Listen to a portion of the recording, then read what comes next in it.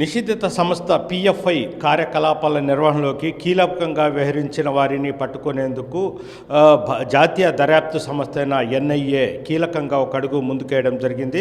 అదేవిధంగా ఇందులో భాగంగానే దేశవ్యాప్తంగా తప్పించుకొని తిరుగుతున్న మోస్ట్ వాంటెడ్ నిందితుల జాబితాలను కూడా ఈరోజు విడుదల చేయడం జరిగింది. అయితే ఆ జాబితాలో నెల్లూరు జిల్లాకు చెందిన ఓ యువకుడు పేరు కూడా ఉండడంతో ఒక్కసారిగా నెల్లూరు జిల్లా యావత్తు ఉలిక్కిపాటుకు గురవ్వడం జరిగింది. అయితే ఆ యువకుడి కోసం గత కొంతకాలం నుంచి ఎన్ఐఏ బృందాలు గాలిస్తున్నా అతను తప్పించుకొని తిరుగుతున్నట్లు మనకు సమాచారం. అయితే అతన్ని ఎవరైనా పట్టించినా అదేవిధంగా వాళ్ళ పేర్లను కూడా చాలా గోప్యంగా ఉంచుతామని కూడా నేషనల్ ఇన్వెస్టిగేషన్ ఏజెన్సీ బృందం కూడా చెప్పడం జరుగుతుంది. అయితే గత 4-5 రోజుల నుంచి నెల్లూరు జిల్లాలో అతని కోసం గాలిస్తున్నట్లు కూడా మనకు సమాచారం. కర్ణాటక, తమిళనాడులో 10 మందితో పాటు తెలుగు రాష్ట్రాలలో మరో 3 మోస్ట్ వాంటెడ్ జాబితాలో కూడా చేర్పించడం జరిగింది.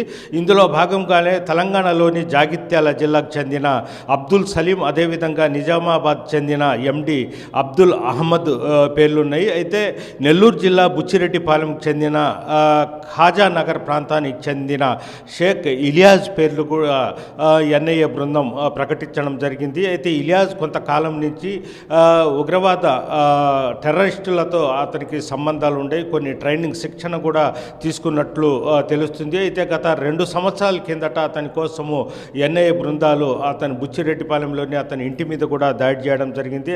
అప్పట్లో అతని ఇంటి మీద దాడి చేసినప్పుడు ఆ కమ్యూనిటీకి చెందిన కొంతమంది మొత్తము ఆందోళన కూడా చేపట్టిన విషయం తెలిసింది. అయితే అప్పటి నుంచి ఇలియాజ్ ఫరాల్లో ఉన్నాడు. అయితే ఇలియాజ్ కోసము గత 2-3 రోజుల నుంచి కూడా నేషనల్ ఇన్వెస్టిగేషన్ ఏజెన్సీ బృందాలు కూడా నెల్లూరుకు రావడం జరిగింది. అయితే అతని కోసం గాలిస్తున్నారు. అతని స్నేహితులు అదేవిధంగా వాళ్ళ బంధువులు ఇళ్లను కూడా నిఘా పెట్టి ఉండడం జరిగింది.